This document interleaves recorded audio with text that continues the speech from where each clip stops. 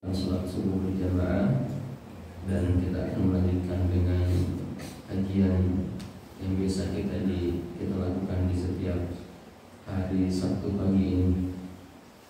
Hadirin Bapak Ibu sekalian, kita akan melanjutkan bahasan tentang Fadlul Quran, keutamaan Al-Quran.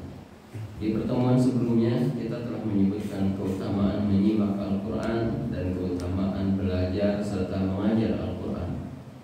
Berikutnya kita masuk yang ketiga, keutamaan membaca Al-Quran. Keutamaan membaca Al-Quran disebutkan banyak di dalam Al-Quran, juga disebutkan banyak di dalam hadis-hadis Nabi SAW. Di antaranya di dalam Al-Quran Allah Subhanahu wa Ta'ala menyebutkan dalam surat Al-Baqarah ayat 121, Allah berfirman, "Alladzina atainahumul kitaba yatlunahu haqqa tilawatihi ulaika yu'minuna bih." Orang-orang yang diberikan kepada mereka kitab, kemudian mereka membacanya dengan sebenar-benar bacaan, ulaika yu'minuna bih, maka mereka itulah orang-orang yang beriman kepadanya. Orang-orang yang membaca Al-Quran dengan sebenar-benar bacaan, maka mereka adalah orang-orang yang mengimani Al-Quran itu. Artinya orang-orang yang tidak membaca sebagaimana keseharusannya, ya, mereka tidak membacanya, meninggalkan membaca, maka tidak sempurna keimanan mereka terhadap Al-Quran. Kemudian di surat yang lain Allah berfirman, "Wa idza quri'al Qur'an fastami'u lahu wa ansitu la'allakum turhamun." Apabila dibacakan Al-Quran, maka simak, dengarkan, dan diamlah agar kalian mendapatkan rahmat. Ya. Orang yang menyimak saja mendapatkan rahmat, dan bagaimana dengan yang membaca? Orang yang membaca tentu dia akan mendapatkan yang lebih baik daripada yang sekedar mendengar saja. Karena orang yang membaca melakukan dua amal sekaligus, menggerakkan lidahnya ya dalam membaca Al-Quran, dan dia juga mendengar apa yang dibaca oleh lidahnya. Adapun yang menyimak saja, dia hanya mendapatkan satu, yaitu pahala menyimak. Di ayat yang lain Allah Subhanahu wa Ta'ala berfirman, "Innamal mu'minuna alladziina idza dzukirallahu wajilat qulubuhum wa idza tuliyat 'alaihim ayatuhu zadatuhum iimana wa 'ala rabbihim yatawakkalun." Hanya saja orang-orang beriman itu adalah orang-orang yang apabila disebut nama Allah, wajilat qulubuhum, bergetar hati mereka, wa idza tuliyat 'alaihim ayatuhu, dan apabila dibacakan kepada mereka ayat-ayat Allah Subhanahu wa Ta'ala, Al-Quran, zadatuhum imana, maka ayat-ayat itu menambah iman, wa 'ala rabbihim yatawakkalun, dan kepada Rabb mereka bertawakal. Membaca Al-Quran menjadi sebab bertambahnya iman. Membaca Al-Quran menjadi sebab bertambahnya iman. Keutamaan yang ketiga. Kemudian berikutnya Allah Subhanahu wa Ta'ala berfirman, "Innal ladzina yatluna kitaballah wa aqamus shalah wa anfaqu mimma razaqnahum sirran wa 'alaniyah yarjuna tijaratan lam tabur." Sesungguhnya orang-orang yang membaca kitab Allah, mendirikan salat, menginfakkan apa-apa yang kami rezekikan kepada mereka, baik secara sembunyi maupun terang-terangan, yarjuna tijaratan lam tabur, maka sungguhnya mereka itu mengharapkan perniagaan yang tidak pernah merugi. Jadi bacaan Al-Quran itu semacam perniagaan dengan Allah, yang mana perniagaan tidak akan membuat kita rugi. Ya, Inna Allah ashtara minal mu'minin, Allah Subhanahu wa Ta'ala membeli dari orang mukmin.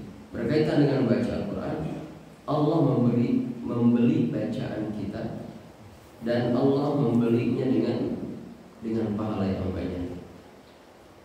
Bacaan Al-Quran itu adalah amal soleh yang merupakan jual beli kita dengan Allah Subhanahu wa Ta'ala. Kita menjual bacaan kita, dan Allah Subhanahu wa Ta'ala membelinya dengan pahala yang banyak. Allah Subhanahu wa Ta'ala juga berfirman, "Allahu nazzala ahsanal hadithi kitaban mutasyabihan mathani taqsha'iru minhu juludul ladzina yakhshawna rabbahum rabbahum thumma talinu juluduhum wa qulubuhum ila dzikrillah. Allah telah menurunkan sebaik-baik ucapan Al-Quran, ya, kitaban mutasyabihan, yang ayat-ayatnya mirip, mathani, berulang-ulang. Taqsha'iru minhu juludul ladzina yakhshawna rabbahum, merinding kulit orang-orang yang membacanya atau mendengarkannya karena takut kepada Rabb-nya. Jadi membaca Al-Quran itu menjadi sebab kekhusyuan hati, ya. Bisa menjadi sebab khusyunya hati. Ini keutamaan Al-Quran yang disebutkan di dalam ayat-ayat. Lalu bagaimana keutamaan Al-Quran di dalam sunnah? Nabi SAW bersabda, "Al-mahiru bil-Quran ma'asafaratil kiramil bararah." Orang yang mahir dengan Al-Quran, mahir membacanya, maka dia akan bersama para malaikat yang mulia, yang berbakti. Adapun yang membaca Al-Quran dengan terbata-bata, berat lidahnya karena kurang lancar, maka dia tetap mendapatkan pahala, bahkan pahalanya 2. Lahu ajran, baginya 2 pahala. Jadi yang membaca Al-Quran terbata-bata, membaca Al-Quran kurang lancar, ya, dia mendapatkan pahala 2, ajran, 2 pahala. Dijelaskan oleh para ulama, 2 pahala itu, pertama pahala bacaannya itu sendiri, yang kedua pahala kesungguhannya di dalam membaca Al-Quran. Oleh sebab itu, bagi jemaah yang merasa bacaan Al-Qurannya belum lancar, jangan menyerah, baca terus, ya. Bahkan dengan membaca itulah, ya, dengan terus membaca, maka bacaan kita akan lancar. Kemudian dalam hadis yang lain, Nabi SAW menyebutkan, "Man qara'a harfan min kitabillah." Siapa yang membaca satu huruf dari kitabillah, dari Al-Quran, falahu hasanah, maka baginya satu kebaikan. Ya, baginya satu kebaikan. Falahu hasanah, baginya satu kebaikan. Wal hasanatu bi asyri amsalha. Kemudian satu kebaikan itu dilipat gandakan menjadi 10 kebaikan. La aqulu alif lam mim harfun. Nabi mengatakan, aku tidak mengatakan alif lam mim itu satu huruf, bal alifun harfun wa lamun harfun wa mimun harfun. Tapi alif satu huruf, lamnya satu huruf, mimnya satu huruf. Alif lam mim 30 kebaikan.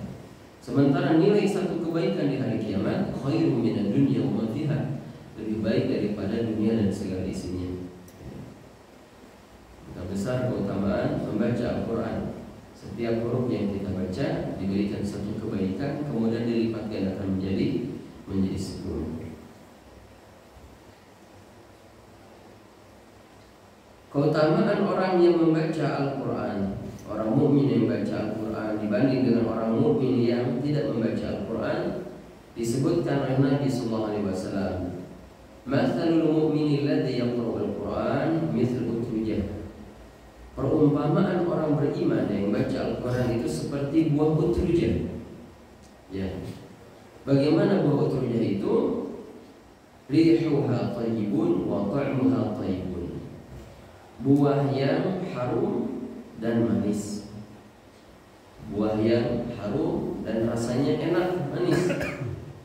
Wa mathalul mu'mini alladhi la yaqra'u al-Quran kamathalil tamrah. Dan perumpamaan orang mukmin yang tidak membaca Al-Quran seperti buah kurma, la riha laha wa ta'muha hulwun. Tidak memiliki aroma, tidak wangi, tapi rasanya manis, ya. Seperti buah kurma. Wa mathalul munafiqi alladhi yaqra'u al-Quran, dan perumpamaan orang munafik yang membaca Al-Quran mithlu raihanah, seperti buah raihanah. Bagaimana itu? Rihuha thayyibun wa ta'muha murrun. Punya aroma wangi tetapi rasanya pahit. Mathalul munafiqi alladhi yaqra'u al-Quran, adapun orang munafik yang tidak membaca Al-Quran, kamathalil hamdalah, seperti buah hamdalah. laisa laha rihun, enggak punya aroma, enggak wangi, wa ta'muha murrun, dan rasanya pahit. Ini 4 perumpamaan yang disebutkan oleh Nabi sallallahu alaihi wasallam berkaitan dengan baca Al-Qur'an. Buah utruja, kurma, kemudian raihanah dan hambalah. Kalau bapak-bapak buah apa Pak? Bayang mana Pak? Utruja, kurma, raihanah atau hambalah? Mudah-mudahan utruja semua, insyaallah. Membaca Al-Qur'an. Kemudian di hadis yang lain Nabi sallallahu alaihi wasallam bersabda, "Iqra'ul Qur'an fa innahu ya'ti yaumal qiyamati syafi'an li ashabi." Bacalah Al-Qur'an karena dia akan datang pada hari kiamat syafi'an, memberikan syafaat kepada siapa? Li ashabi, kepada para sahabatnya. Siapa yang sahabat Al-Qur'an itu? Tentu mereka yang membaca Al-Qur'an dan yang menghafal Al-Qur'an.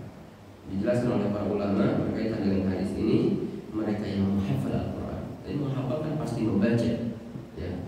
Membaca Al-Quran, menghafal Al-Quran menjadikan seseorang memiliki predikat sahabat Al-Quran. Sahabat Al-Quran adalah orang yang berhak syafaat dari Al-Quran di hari kiamat. Hari yang la yanfa'u malun wala banun, hari yang berat, di mana di hari itu tidak bermanfaat harta ataupun keluarga, ya.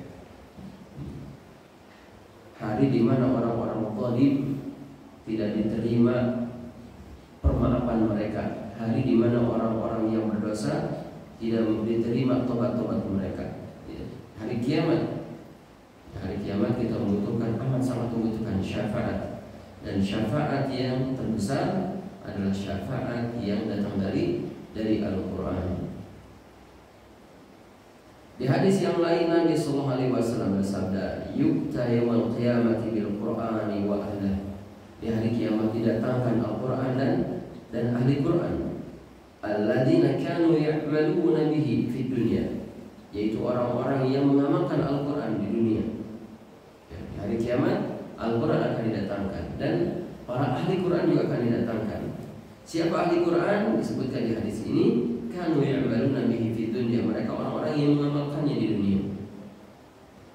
Taqaddama suratul Baqarah, surat Al-Baqarah ke depan. Wa Ali Imran, demikian juga surat Al-Imran ke depan. Kita enggak tahu bagaimana di hari kiamat surat Al-Baqarah dan surat Al-Imran akan berwujud, ya, akan berwujud sampai kemudian ke depan. Apa yang dilakukan oleh Al-Baqarah dan Al-Imran? Tahajan, mereka berhujah di hadapan Allah Subhanahu wa taala an sahibihima, tentang sahabat mereka. Maksudnya surat Al-Baqarah dan surat Al-Imran akan berhujah di hadapan Allah Subhanahu wa taala agar sahabatnya, yaitu orang-orang yang membacanya, yang mengamalkannya, diselamatkan oleh Allah Subhanahu wa taala. Surat Al-Baqarah yang kita baca, surat Al-Imran yang akan kita baca akan berhujah di hadapan Allah, memberikan pembelaan kepada Allah Subhanahu wa taala agar orang-orang yang membacanya diselamatkan oleh Allah Subhanahu wa taala. Ini di antara keutamaan membaca Al-Quran.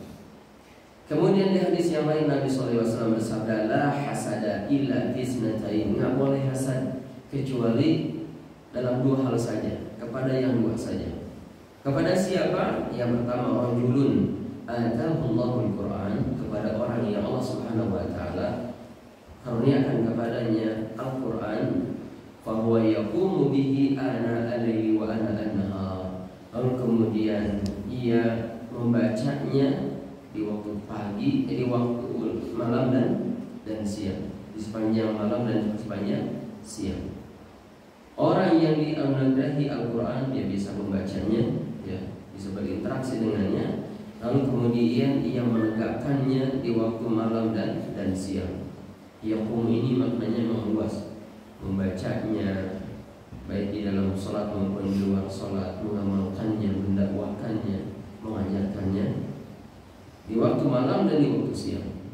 Nah, kepada orang yang demikian boleh kita hasad, ya, boleh iri, boleh kita iri kepada orang yang demikian, ya, karena orang yang seperti ini telah mendapatkan kebaikan yang banyak dari Allah Subhanahu wa Ta'ala. Kemudian yang kedua, warajulun atamullahu malan, kepada orang yang diberikan oleh Allah Subhanahu wa Ta'ala harta yang banyak, fahuwa yunfiquhu, dan ia menginfakkannya ana al-laili wa ana an-nahar, dan dia menginfakkannya siang malam. Saking banyaknya harta, dia menginfakkan harta itu siang malam. Nah, kepada yang dua ini kita boleh iri, karena kedua ini telah mendapatkan kebaikan yang banyak di sisi Allah Subhanahu wa Ta'ala. Adapun kepada orang yang hanya diberikan harta saja, sementara kita tidak melihat kedermawanannya, enggak perlu iri, ya, enggak perlu iri. Iri dalam urusan dunia, sementara kita tahu pemegang dunianya tidak menggunakan dunianya untuk taat kepada Allah Subhanahu wa Ta'ala. Kepada yang begitu enggak usah iri. Maka kita meyakini harta yang dimiliki oleh seseorang lalu kemudian tidak dijadikannya sarana untuk mendapatkan kebaikan di sisi Allah Subhanahu wa Ta'ala, maka hartanya itu akan memberatkannya di hari kiamat, ya. Bahkan orang-orang yang menimbun hartanya tidak menggunakannya untuk taat kepada Allah Subhanahu wa Ta'ala, ya, maka kelak harta-hartanya itu akan dibuatkan oleh Allah Subhanahu wa Ta'ala jadi setrika, ya, yang menyetrikanya, ya, di hari kiamat nanti. Fatukwa biha jibahuhum wa dhuhuruhum, kemudian nanti keningnya, punggungnya akan disetrika dengan hartanya itu. Lalu kemudian dikatakan kepadanya, hadza ma kanaztum li anfusikum, ini yang dulu kamu timbun, ini dulu harta yang kamu timbun, yang kamu simpan dan tidak dikeluarkan di jalan Allah Subhanahu wa Ta'ala. Hadza ma kanaztum li anfusikum fadzuqul adzab, dirasakan azab dikarenakan apa yang telah kau lakukan itu. Waliyahumullah. Oleh sebab itu iri kita kepada orang yang kaya dan dia menginfakkan hartanya siang dan malam, menginfakkan hartanya di jalan Allah Subhanahu wa Ta'ala. Disebutkan di hadis ini iri kita kepada dua ini, kepada orang yang dikaruniakan kepadanya Al-Quran dan dia mengamalkannya siang malam, dan kepada orang yang diberikan kepadanya harta yang banyak lalu kemudian ia menginfakkannya di jalan Allah Subhanahu wa Ta'ala siang dan malam. Kemudian keutamaan membaca Al-Quran yang lain, Nabi SAW bersabda, wa majtama'a qaumun fi baitin min buyutillah, tidaklah berkumpul suatu kaum di rumah di antara rumah-rumah Allah Subhanahu wa Ta'ala, yatluna kitab Allah, mereka membaca Al-Quran, membaca kitab Allah, wa yatadarasunahu bainakum, saling mempelajarinya, illa, kecuali nazalat alaihimus sakinah, akan turun kepada mereka sakinah. Satu kaum membaca Al-Quran, saling belajar, ya, maka akan turun kepada mereka as-sakinah, ketenangan, bertambahnya iman, bertambahnya kecintaan kepada Allah, kepada Rasulnya, kepada agama ini, ya, akan turun sakinah. Kemudian wa ghasyiyatuhumur rahmah, mereka akan dicucuri rahmat, akan dicucuri kasih Allah Subhanahu wa Ta'ala, akan diazab orang-orang yang hadir di majelis Al-Quran. Wa haffathumul malaikah, dia akan dikelilingi oleh para malaikat yang mendoakannya di majelis itu. Wa dzakarahumullahu fi man indah, dan Allah Subhanahu wa Ta'ala akan menyebut-nyebut nama-nama mereka di kalangan para malaikat yang mulia. Disebutkan hadis ini 4, diberikan sakinah, ketenangan, dicucuri rahmat, kemudian dia akan dikelilingi oleh para malaikat yang mendoakannya, dan Allah Subhanahu wa Ta'ala akan menyebut-nyebut namanya di kalangan para malaikat yang mulia. Sebuah keutamaan yang besar dari majelis Al-Quran. Kemudian kepada para sahabat Al-Quran, kepada orang-orang yang ketika ketika di dunia membaca Al-Quran dengan sebaik-baik bacaan. Kelak setelah ia masuk surga, ya, setelah ia masuk surga akan dikatakan kepadanya, sebagaimana dikatakan Nabi sallallahu alaihi wasallam, yuqalu li sahibil Quran, dikatakan kepada para sahabat Al-Quran, iqra, bacalah, wartaqi, dan naiklah. Jadi bacalah Al-Quran, ya, wartaqi, maka naiklah kedudukannya di dalam surga. Waratil kama kunta turatilu fid dunya, dan baca dengan tartil sebagaimana kamu dahulu membacanya dengan tartil dunia. Fa inna manzilataka inda akhir ayatin taqra'uha, karena manzilahu, kedudukanmu ada pada ayat terakhir yang kamu baca. Ya, nanti setelah orang masuk surga akan dikatakan kepadanya, bacalah, ya. Sementara saat itu nggak ada mushaf, sehingga orang membaca dari hafalan mereka. Bacalah, dan setiap kali ia membaca maka naik kedudukannya, ya. Dan kedudukan seseorang itu ada pada akhir ayat yang ia baca. Berarti yang hafal 1 juz sekian kedudukannya, yang 3 juz sekian, yang 5 juz sekian. Berarti yang paling banyak hafalannya itulah yang paling tinggi kedudukannya di dalam surga. Sehingga seseorang atau orang-orang yang berkumpul dalam surga yang sama, misalnya di surga Aden, ya, belum tentu juga sama kedudukannya. Satu surga tapi beda kedudukan berdasarkan hafalan Al-Qur'annya, ya, berdasarkan hafalan Al-Qur'annya. Jadi siapa yang ingin paling tinggi kedudukannya, maka dia perbanyak hafalan Al-Qur'annya. Kemudian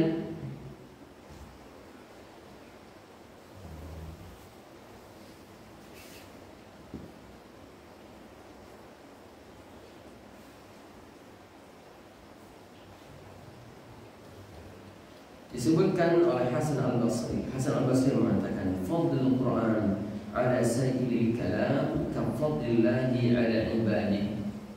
Keutamaan Al-Quran atas semua ucapan apapun selain Al-Quran, ka fadlillahi ala ibadihi, seperti keutamaan Allah atas hamba-hambanya. Artinya Al-Quran ini begitu utama, tidak ada yang menandinginya, tidak ada yang menyamainya, apalagi mengalahkannya. Keutamaan Al-Quran dibanding ucapan-ucapan yang lain, dibanding bacaan-bacaan yang lain, seperti keutamaan Allah Subhanahu wa Ta'ala dengan hamba-hambanya. Tentu kita semua tahu Allah Subhanahu wa Ta'ala lebih utama dibanding dengan hamba-hambanya. Bahkan dibanding dengan semesta alam ini, Allah Subhanahu wa Ta'ala yang paling utama.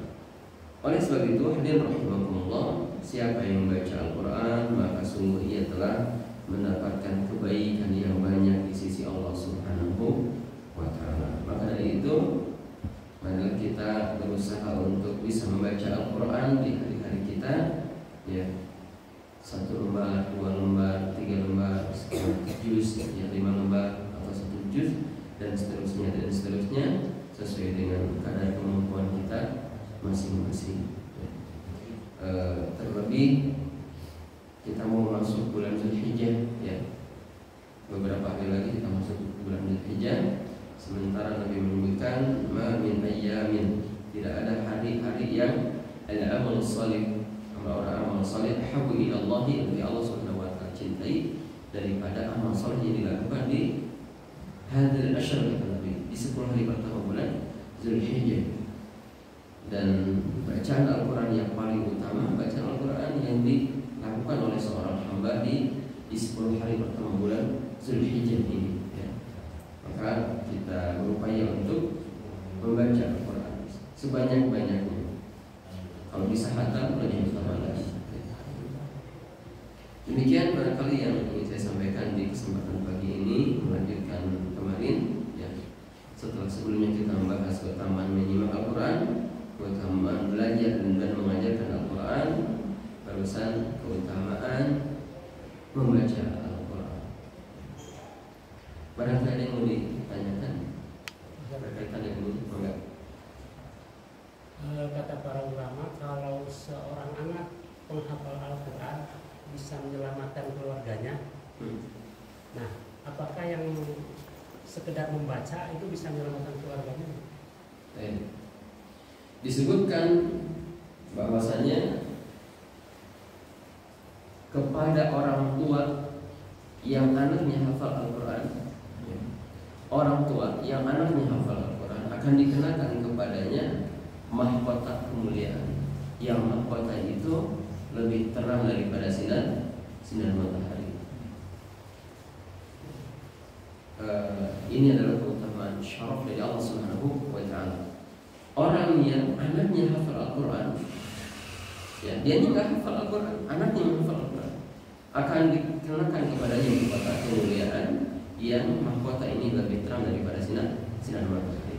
Tentu orang yang diberi mahkota kemuliaan di hari kiamat, mereka akan dimuliakan, disempatkan di surga, ya. Karena nggak masuk akal orang yang diberikan mahkota kemuliaan tapi tetap di neraka gitu.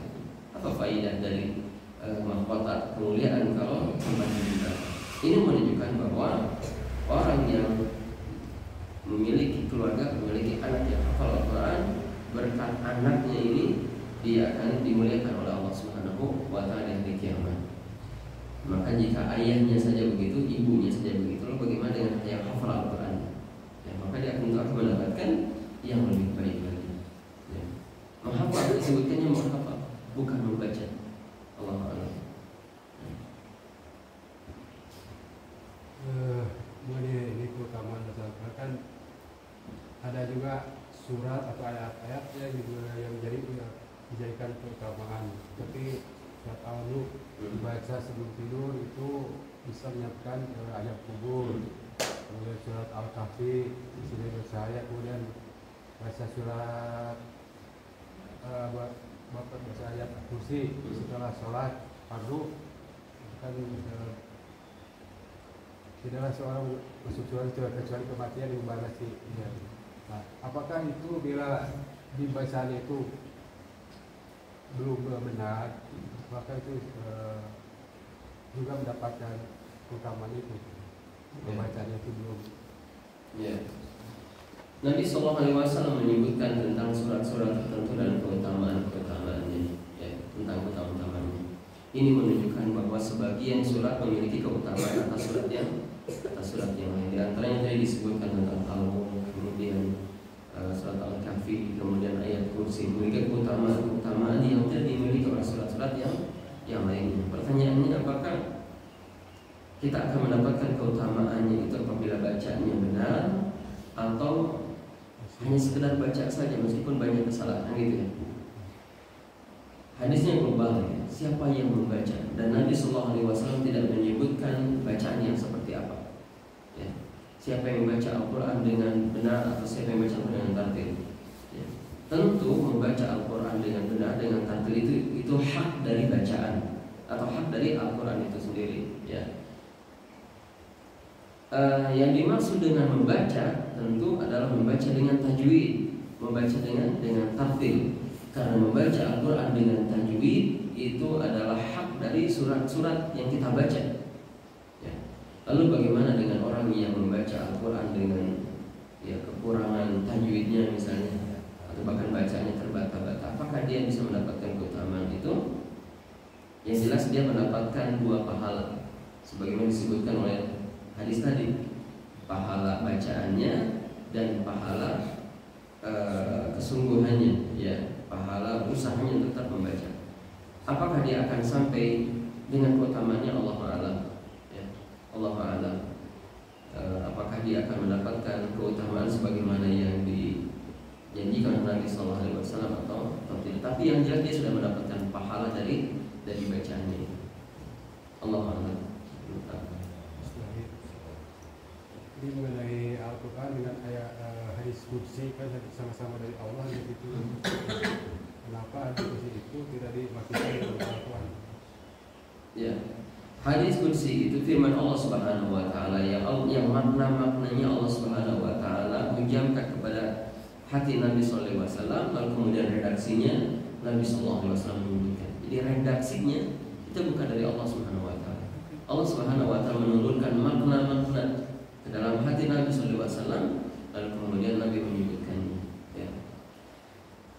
dia tidak dimasukkan ke dalam Al-Quran karena redaksinya bukan firman Allah Subhanahu wa Ta'ala. Tetapi kalau hadis qudsi itu sahih, kita mengimaninya sebagaimana Al-Quran. Sama dengan hadis-hadis yang lain juga begitu. Kalau suatu hadis itu sahih, ya, maka kita mengimaninya sebagaimana kita mengimani Al-Quran. Ya, keliru orang yang mengatakan ini kan cuma hadis, nah itu ya. Kalau Al-Quran baru kita menerimanya dengan utuh, tapi kalau hadis enggak begitu. Ini keliru.